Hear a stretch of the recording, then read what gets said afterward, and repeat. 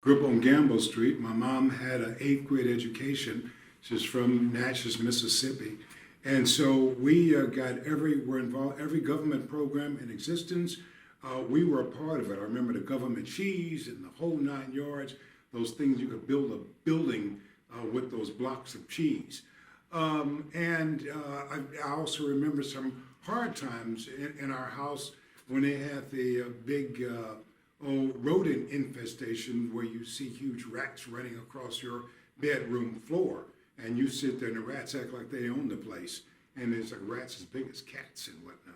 So, went to Vashon High School. Like I said, grew up on Gamble Street. And so when you grow up impoverished, but with a mother who's working hard and instilling you with a sense of values, and you see your mother helping everybody she could. We had like a big garage. They parked cars from the projects.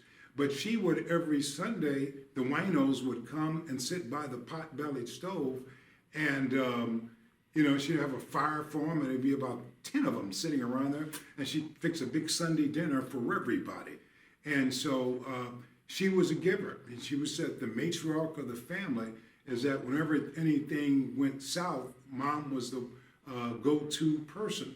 And so you not only grew up poor, but you grew up with a mom who had an extreme sense of giving, and that rubs off. And so that rubbed off on me. And so it's kind of always been there. So when I got in television, one of the things that I wanted to do was help people, was deal with issues, troubles, problems, of going back, especially to the community I grew up in, to try to make a difference. I have an affinity for people with issues. That's why I've spent some 5 years out there with the homeless, working with the homeless for pretty 5 years before COVID. When COVID hit, I had to dial it back. The company asked me to dial it back. But I spent about 5 years, and I was out there kind of every day with them, helping provide food and money and stuff to drink and all kinds of stuff. And I think it was an inspiration for them just seeing me out there in 10-degree and 0-degree weather. So the platform allowed me the opportunity to do what I had a passion to do, and that was to help people here in our area. And we've gotten around to just about every place in St. Not only St. Louis City, but we get to St. Charles, we get to Illinois, all over Jefferson County, Franklin County, all over. And so people, white and black and Ukrainian, they've had them call, some Ukrainian families to call me and others, where people see you as someone who legitimately cares about people. And I think that's something that people can read in me, one from my background, but actually seeing what we do. So I just had a passion to do that. And then when you give someone the tool to do that, then that's like putting everything together. And that was the case for me. It makes me feel good to that people recognize and appreciate what you do. Most of the time, people don't say anything, but you don't expect anything. Because for what I do, I'm one of the people who is the least person that expects any awards or recognition.